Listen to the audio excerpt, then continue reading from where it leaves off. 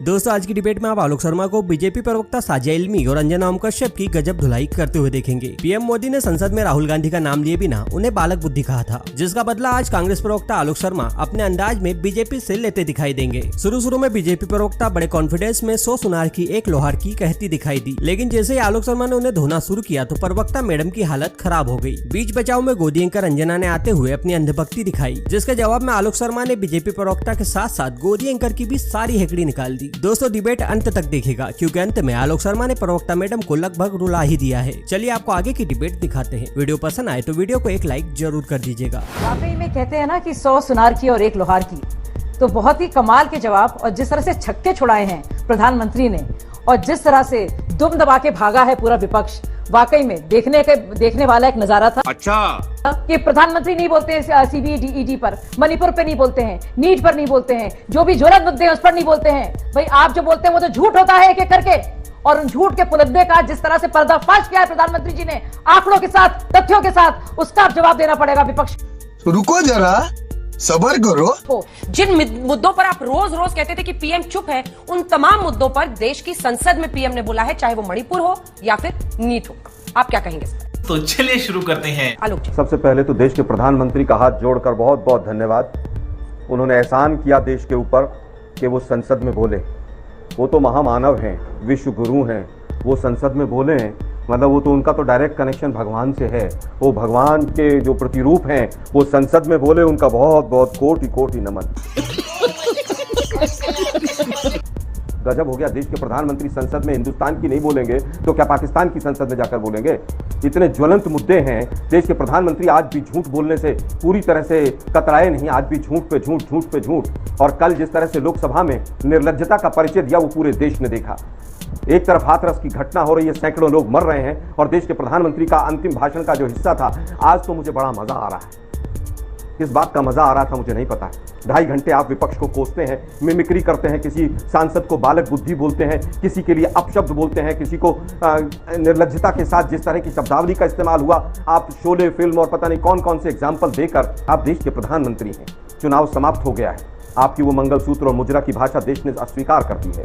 यह हत्याई हुई सरकार है मोदी साहब आपकी, और कोई धारवार नहीं बची है उनके मोदी जी के भाषण में। आप सोशल मीडिया, यूट्यूब और तमाम आंकड़ों को देख लीजिए, तमाम सांसदों को 10-10 गुना ज्यादा सुना है देश की जनता ने। मोदी जी के झूठ को अब कोई नहीं सुनना चाहता है। उन्होंने सबसे पहले झूठ बोला कि मणिपुर में शांति आ गई है। अरे पिछले 1 महीने के अंदर 1 दर्जन से ज्यादा हत्याएं हुई हैं, फिर कैसे शांति आ गई है? मणिपुर में मोदी साहब अगर आपको थोड़ी सी भी लज्जा आती तो आप कम से कम एक बार मणिपुर की जनता के बीच में जाकर कहते कि शांति की अपील करने आया हूं हाथ जोड़कर, मणिपुर के भाइयों बहनों, मैं भी आपका रखवाला हूं, मैं आपका ख्याल रखूंगा, आप आपस में मत लड़िए। लेकिन दुर्भाग्य, विश्व गुरु ने एक बार भी शांति की अपील तक करना जिम्मेदारी नहीं समझी। आज कहते हैं 11,000 FIR कर दी हैं। अरे मोदी साहब, 11,000 से अगर FIR करने से शांति आती हो तो 11,000 और कर दीजिए, लेकिन FIR करने से कभी देश में शांति नहीं आती है। FIR हमेशा से नकारात्मकता भी साथ लेकर आती है। आपने कहा कि पेपर लीक पर बोल दिया मोदी जी ने। अरे भाई, आपके पिट्ठू वहां पर NTA के चेयरमैन बैठे हैं, उनको हटाइए। वो प्रदीप जोशी जिसने लाखों बच्चों के भविष्य को तबाह कर दिया, उसको क्यों नहीं हटाते? पूरी सरकार एक प्रदीप जोशी के सामने घुटने टेक कर बैठी है, और वो इसलिए नहीं हटाते क्योंकि बीजेपी और RSS के बच्चों को निर्लज्जता के साथ उसने एडमिशन दिलवाए होंगे, उसने नौकरियां दिलवाई होंगी, और वो इनको ब्लैकमेल करता होगा कि अगर तुमने मुझे टच भी किया तो मैं तुम्हारी पोल पट्टी खोल दूंगा। आप कहते हैं बहुत अकॉर्ड कर दिए हमने, बहुत कुछ कर दिया, नागा अकॉर्ड हो गया। पूरे हिंदुस्तान के मीडिया को भी नहीं पता कि नागा अकॉर्ड में क्या हुआ था। पूरे देश ने देखा किस तरह से नागालैंड और असम की पुलिस आपस में 4 बार 5 बार आपस में गोलियां मार रही है, लेकिन किसी ने उसके ऊपर ध्यान नहीं दिया। आप डरो मत, डराओ मत। भगवान शिव कहते हैं कि तुम कॉन्स्टिट्यूशन पोस्ट पर हो। ऐसी बातें तो बी ग्रेड कॉमेडियन भी नहीं करते भाई साहब, तो आप अपनी तो गरिमा मेंटेन करें। व्यापम के बाद ये नीट का मुद्दा व्यापम से भी ज्यादा गंभीर है, लेकिन उसके ऊपर पिछले 1 महीने से सरकार की तरफ से सरकारी वकील सुप्रीम कोर्ट में क्या कहते हैं कि बिल्कुल कुछ नहीं हुआ है, ऐसा नहीं हुआ है, वैसा नहीं हुआ। अरे भाई, NTA चेयरमैन को क्यों बचाना चाहती है सरकार? धर्मेंद्र प्रधान ने पहले दिन ही बिना जांच के क्यों कह दिया कि कुछ नहीं हुआ, फिर माफी मांगनी पड़ी? NTA में ऐसा क्या खजाना छुपा है बीजेपी और RSS के लोगों का, उनके बच्चों का, धर्मेंद्र प्रधान ने बहुत सी बातें कही हैं, फिर झूठ ना बोलिए। वापस आता हूं, झूठ नहीं, नो झूठ, नो झूठ नहीं, कोई झूठ नहीं बोला, झूठ बोलना पाप है, कोई झूठ नहीं बोला। अंजना जी चुप कीजिए, मैं इनका सम्मान करता हूं, बिल्कुल झूठ इनको बोला शांत आपने। कीजिए। अंजना जी शांत कीजिए इनको, मैं किसी के बीच में नहीं बोला। ठीक है, ये बदतमीजी नहीं चलेगी यहाँ पर। शांति से HRD मिनिस्टर ने झूठ बोला, माफी मांगी, अपने शब्द वापस। झूठ बोलना पाप है। उसके बाद अभी बात आई, झूठ तो बोला आपने भी, अभी फिर आई बात वापस, झूठ बोलना पाप है। मोदी जी को समझाइएगा, ये देश के प्रधानमंत्री को समझाइएगा कि चिट्ठी लिख करके झूठ बोलना पाप है। वापस आइए मुद्दे पर। शहादत की बात हुई। अरे भाई, शहादत के बाद LIC का पैसा या इंश्योरेंस के पैसे को आप शहादत के पैसा कहते हैं, ये झूठ है। चीन 10 जगह घुसकर बैठा है जमीन पर हमारी, उसको छुपाने के लिए देश के प्रधानमंत्री झूठ बोलते हैं, क्लीन चिट देते हैं, ये झूठ है। पुलवामा के शहीदों का आज तक दोषी एक भी जेल में नहीं गया, ये सच है। पुलवामा के शहीदों को आज तक शहीद का दर्जा नहीं मिला, ये सच है। और सच यह है कि जब मुंबई में हमारे जांबाज सिपाही और जांबाज फौजी जिस तरह से वहां पर आतंकियों को मारकर गिरा रहे थे, मोदी जी वहां पर बाहर जाकर प्रेस कॉन्फ्रेंस कर रहे थे, ये सच है। बात आती है भ्रष्टाचार की और इंफ्रास्ट्रक्चर की। अटल सेतु हो और जो रोज आए दिन पुल गिरते चले जा रहे हैं, कितने भ्रष्टाचारियों को मोदी जी ने जेल में डाला है?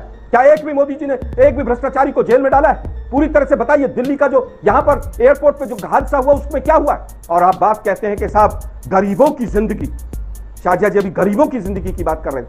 गरीबों की जिंदगी का क्या हाल है? कल डबल इंजन की सरकार ने दिखाया कि उत्तर प्रदेश में 150 लोग मर गए और एक डॉक्टर तक उनको ऑक्सीजन तक नसीब नहीं हुआ। और जिस तरह से आज बेरोजगारी चरम पर है, अग्निवीर जैसी योजनाओं में आपको रोज परिवर्तन करने के लिए सोचना पड़ रहा है, ये पूरे देश ने देखा है। किसानों की आय डबल कर देंगे, भाइयों बहनों मित्रों, 32 रुपए से घटकर 27 पर आ गई। अभी अभी शाहजिया जी ने एक बहुत अभद्र टिप्पणी की। इन्होंने कहा कि भगवान की शिव की प्रतिमा को दिखाना कॉमेडी है। ये बीजेपी के लिए कॉमेडी कह रही है। मैं चाहूंगा कि शाहजिया जी अभी तुरंत इसी समय माफी मांगे और NCRB के आंकड़े पढ़े कि महिलाओं पर अत्याचार कितने बड़े। SC आप फिर पढ़ाई, रिमाइंड कराइए उसको, आप फिर रिमाइंड कराइए उसको क्या कहा आपने। आपने कहा शिव जी की प्रतिमा को दिखाना, देवी देवताओं की प्रतिमा दिखाना, यहाँ पर कॉमेडी है। ये बात मोदी जी को समझाइए जाकर के झूठ बोलना पाप है। लेकिन दुर्भाग्य है कि ये लोग कुछ भी कहें और चुपचाप निकल जाते हैं।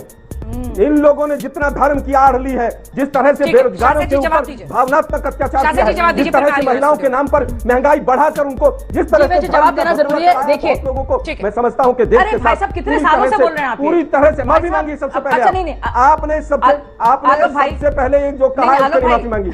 आपने कहा कि शिव जी की फोटो दिखाना, मैं बिल्कुल नहीं जाने दूंगा आगे। मुझे बताइए शिव जी की फोटो दिखाना या किसी धर्म की गुरु की फोटो दिखाना कॉमेडी है क्या? अरे वासुदेव बोस जो मरे थे लाइन ऑफ ड्यूटी में, उस अग्निवीर को 1,03,000 रुपए मिले हैं और 10,000 अलग से मिले हैं और ये LIC से नहीं मिले हैं। जो इंश्योरेंस कवर होता है उसके जरिए और एक्स ग्रेशिया जो दिया जाता है, क्योंकि कॉम्पेंसेशन की अमाउंट है, जिसको राजनाथ सिंह ने भी फटकार कर उनको चुप कराया था। अब बात आती है कि इंश्योरेंस कवर शाहजिया जी ने मान लिया, धन्यवाद उनका। बाबा के पीछे किसका हाथ है? बाबा के पीछे भाजपा का हाथ है। और अगर बाबा के पीछे भाजपा का हाथ नहीं होता तो बाबा के ऊपर FIR होती। बाबा के ऊपर FIR ना करके उनके पीछे जो उनके सेवादार थे उन पर FIR थी। क्यों? क्योंकि बाबा को बचाना चाहती है बीजेपी। हाँ, पकड़ने गए हैं, बहुत सारी फौज गई है पकड़ने के लिए। FIR में तो नाम नहीं डाला, पकड़ने गए उनको। FIR में नाम नहीं तो काहे को पकड़ोगे भाई? फिर पकड़े जाएंगे। आप तो राम रहीम को रोज पैरोल देते हो, वोट के चक्कर में राम रहीम को पैरोल देने वाली सरकार है ये। और वो भूल गए रामपाल का जो केस था 2016-17 का। छोड़िए भाई, आपने FIR में नाम क्यों नहीं लिखा अभी तक उसका? चुप होना पड़ेगा। आप बताइए ना, ये जबरदस्ती की स्टोरी बनाना बंद कीजिए। और अंतिम बात कहना चाहूंगा, शाहजिया जी को पूरा कर ले, मैं आपसे जवाब ले लूंगी। सबके बीच में बोलिए, पूरा कर ले। ये महिला सबके बीच में बोलिए, गलत बात है, ये गलत बात है, बिल्कुल ये बिल्कुल गलत बात।